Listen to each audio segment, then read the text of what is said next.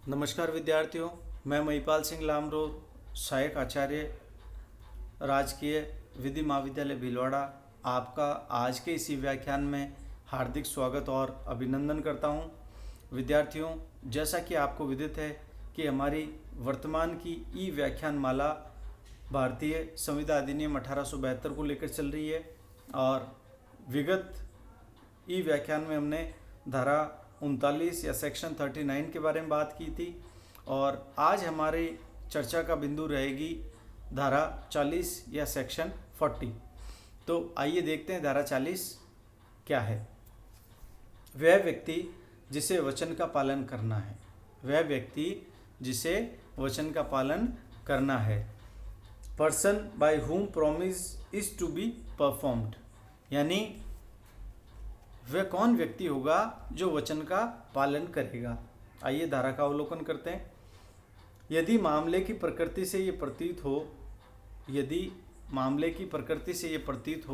कि किसी संविदा के पक्षकारों का आशय था कि उसमें अंतर्विष्ट किसी वचन का पालन स्वयं वचनदाता द्वारा किया जाना चाहिए, तो ऐसे वचन का पालन वचनदाता को ही करना होगा। अन्य दशाओं में वचनदाता या उसके प्रतिनिधि उसका पालन करने के लिए किसी सक्षम व्यक्ति को नियोजित कर सकते हैं। अर्थात ये हुआ कि यदि संविदा के कोई पक्षकार ऐसी संविदा करते हैं जिसमें वचनदाता कोई ऐसा वचन देता है जिसके लिए वह व्यक्तिगत रूप से उत्तरदायी होता है और उस वचन का पालन केवल वही करेगा, तो ऐसी दशा में वचन का पालन उस वचनदाता को ही करना होगा और उससे भिन्न दशाओं में वचनदाता किसी अन्य व्यक्ति को वचन पालन के लिए नियोजित कर सकता है। तो इस संविदा में या इस प्रकार की संविदा में जो सबसे खास बात निकल के आती है वह यह आती है कि कुछ संविधाएं ऐसी होती है जो व्यक्तिगत विशेषताओं से ही पूर्ण होती है। तो अगर हम दृष्टांत देखेंगे तो ये और अधिक स्पष्ट हो जाएगा। तो दृष्टांत पहला क्या कहता है, कै को एक धनराशि देने का वचन कै देता है। कै इस वचन का पालन कै को धन स्वयं देकर या किसी और द्वारा धन दिलवाकर कर सकेगा। यदि संदाय के लिए नियत समय से पूर्व कै मर जाए तो उसके प्रतिनिधियों को वचन का पालन करना होगा या पालन स्वयं या उसके पालन के लिए किसी व्यक्ति को नियोजित करना होगा। कहने का तात्पर्य ये हुआ कि ए ने बी से एक संविदा की और ए ने यह कहा कि वह उसे नियत धन प्रदान करेगा। अब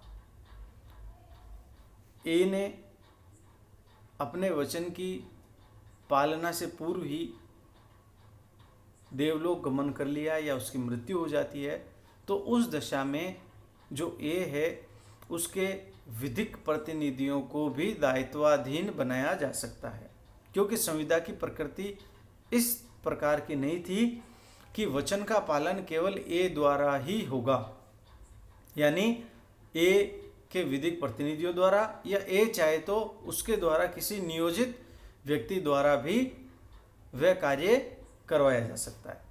अब इसी तरह हम दूसरा दृष्टांत देखते हैं और दूसरा दृष्टांत क्या है, ख के लिए एक रंग चित्र बनाने का वचन कह देता है। कै को इस वचन का पालन स्वयं करना होगा। मान लीजिए कै एक प्रसिद्ध चित्रकार है और वह ए को ये वचन देता है कि वह उसके लिए एक चित्र बनाएगा।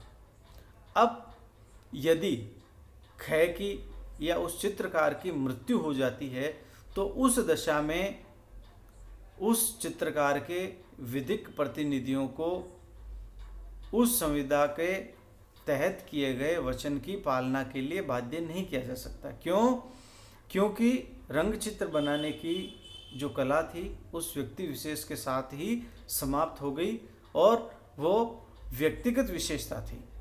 तो इस प्रकार हम ये देखते हैं कि वचन का पालन कौन करेगा।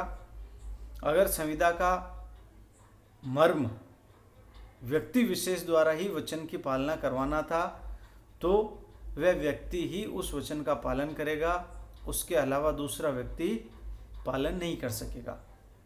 लेकिन संविदा सामान्य थी और उसमें ऐसी कोई बाध्यता नहीं थी कि वचनदाता ही वचन का पालन करे, तो वचनदाता के विधिक प्रतिनिधि या वचनदाता द्वारा नियोजित किया गया कोई भी व्यक्ति उसके बिहाफ पर या उसकी जगह वचन का पालन कर सकता है। तो इस प्रकार हमने धारा 40 में ये देखा कि वचन का पालन कौन कर सकेगा। यदि व्यक्तिगत विशेषता से संबंधित कोई वचन है, संविदा है, तो वह व्यक्ति विशेष ही उस वचन की पालना करेगा जिसने अपने आप को दायित्वाधीन बनाया है। तो आज की इस व्याख्यान को यहीं विराम देते हैं और आने वाले व्याख्यान में हम अगले सेक्शन के बारे में चर्चा करेंगे।